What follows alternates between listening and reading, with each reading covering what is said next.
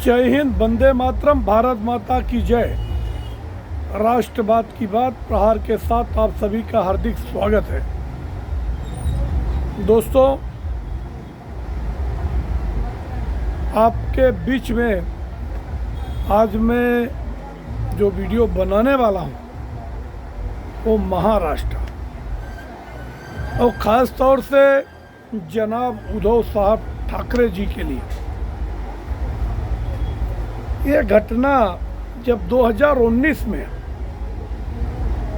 BJP से अलग हुए थे, उस समय ही मैं कहा था, मतलब बहुत शिवसैनिक हमारे दोस्त हैं और उनके माध्यम से भी मैंने कहा था कि ये संदेश आप उद्धव जी के पास तक पहुंचा देना कि आने वाला समय उनके लिए बहुत कांटों वाला होगा, क्योंकि जीवन भर बाला साहब ठाकरे जिस हिंदुत्व के वृक्ष को पानी दे देकर उसको बट वृक्ष बनाया था, जिसके दम पे एक बार सत्ता में पहुंची थी शिवसेना और उसके पीछे उसकी सहयोगी दल भारतीय जनता पार्टी थी। मगर अब चुनाव सब कुछ हार जाने के बाद उद्धव ठाकरे कल देवेंद्र फडणवीस से मिलने नागपुर गए बुके लेकर, और यही उद्धव ठाकरे 2 महीने पहले महाराष्ट्र में गली गली निकल रहे थे, बड़ी बड़ी सभाएं कर रहे थे। उस समय कहा था इन्होंने कि या तो देवेंद्र फडणवीस रहेंगे या तो मैं रहूंगा।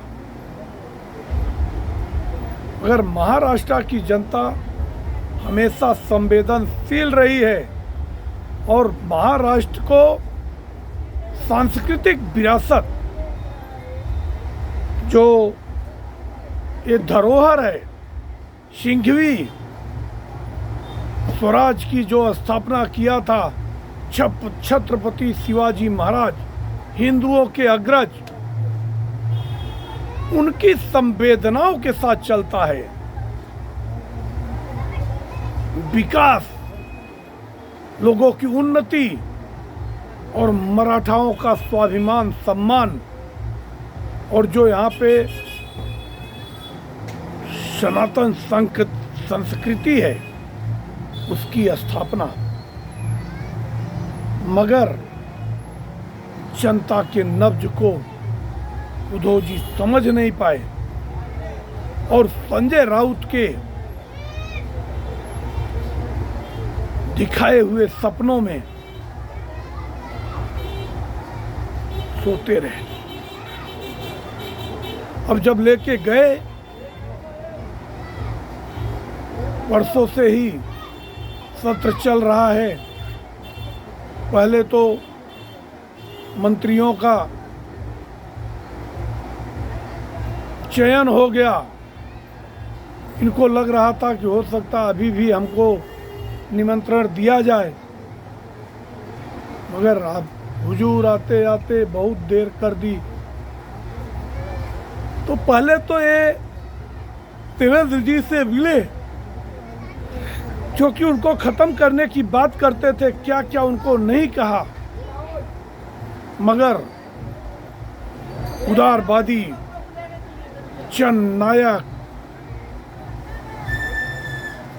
12 करोड़ महाराष्ट्र की जनता के सेवक सहृदय देवेंद्र जी ने बड़े गर्म जोशी से बुके थाम लिया और सुर्खियां पूरे न्यूज में चलने लगी, गलियारों में, कि क्या वापस बैकडोर से उद्धव साहब आना चाहते हैं क्या हिंदुत्व के रास्ते पर, क्योंकि चुनाव के बाद ही उन्होंने यू टर्न लेना शुरू कर दिया। पहले तो झारखंड में जो इतनी बड़ी जीत हुई हेमंत सोरेन की, उनके शपथ ग्रहण में नहीं गए। दूसरा, न तो राहुल गांधी से कोई शिष्टाचार मुलाकात की, न शरद पवार से मिले। और दूसरी बात,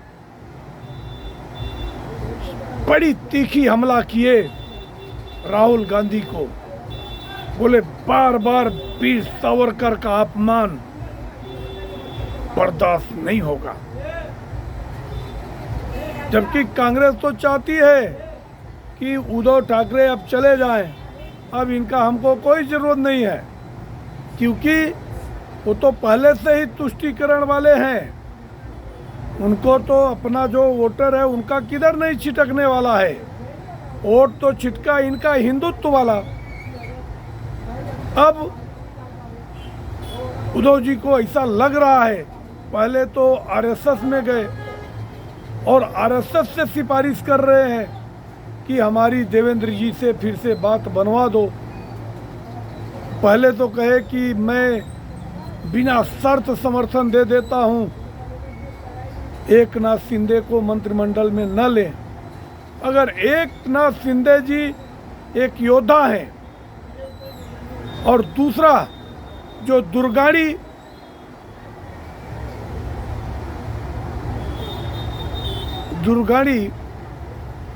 किला पे फैसला आया है सुप्रीम कोर्ट का, माननीय कल्याण कोर्ट का, वो फैसला हिंदुओं के पक्ष में आया है। और वैसे भी एकनाथ शिंदे ने कहा था कि कोई भी सूरत में दुर्गाड़ी किले को भगवा मैं करूंगा, यहाँ पे कोई भी मजार रहने नहीं दूंगा। अब इन्होंने कहा ये मुहिम 1967 में बाला साहब ठाकरे जी ने उठाया था। और दूसरी बात इन्होंने कहा बीजेपी को कि जब देवेंद्र फडणवीस ने पंतप्रधान नरेंद्र मोदी को चिट्ठी लिखकर दिया था कि वीर सावरकर जी को भारत रत्न दिया जाए, तो उस समय नहीं दिया गया। और अगर उनको भारत रत्न नहीं दिया जाता है तो फिर हम तो उनका चर्चा भी नहीं करना चाहिए। अब आपका कहने का कोई मतलब नहीं है, क्योंकि आप तो तुष्टीकरण के रास्ते पे चले गए। आपने यहाँ तक कहा कि जो 1992 में मुंबई में दंगा हुआ था और एक एक मुसलमान चुन चुन के मारे गए थे बाला साहब ठाकरे की अगुवाई में, और दूसरी तरफ 1992 में जो अयोध्या में बाबरी मस्जिद विध्वंस हुआ था, उसमें बाला साहब ठाकरे ने कहा था कि अगर हमारे शिव सैनिक गए थे तो बहुत गर्व की बात है, हमें नाज है।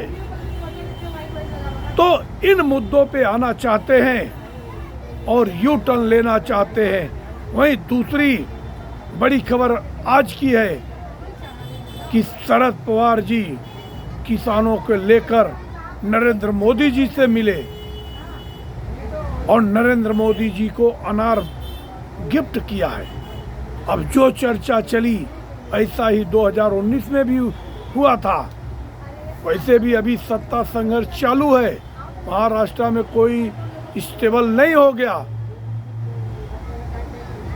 और भी मजबूत सरकार बीजेपी चाहती है, अपने स्वबल पे भी चाहती है।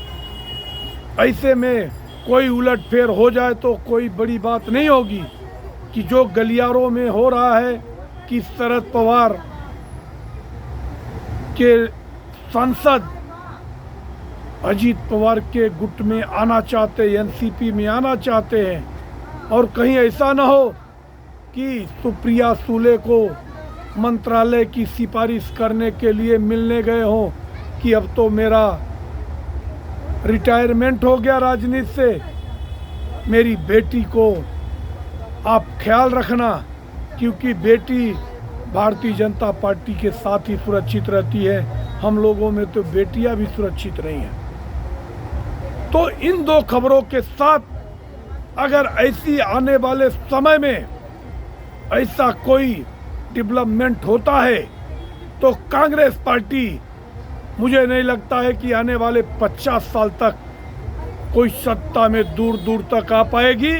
और जो यहाँ के मुद्दे हैं, सांस्कृतिक राष्ट्रवाद, और आज देवेंद्र जी ने घोषणा किया है महायुति की तरफ से कि शिवनेरी किले पे पूरे विश्व का सबसे बड़ा झंडा लगेगा। तो ये पताका, जो कि पताका चलेगा, और महाराष्ट्र में हिंदुत्ववादी सरकार है, बड़े बड़े कठोर फैसले लेने शुरू कर दिए हैं। अब आप लोगों के लिए अगला अपडेट जैसे आएगा आपको अपडेट मिलता रहे, इसके लिए बेल आइकन जरूर दबाएं। आप हमारे चैनल को सब्सक्राइब करें, अपने दोस्तों तक शेयर करें। जय हिंद, वंदे मातरम, भारत माता की जय।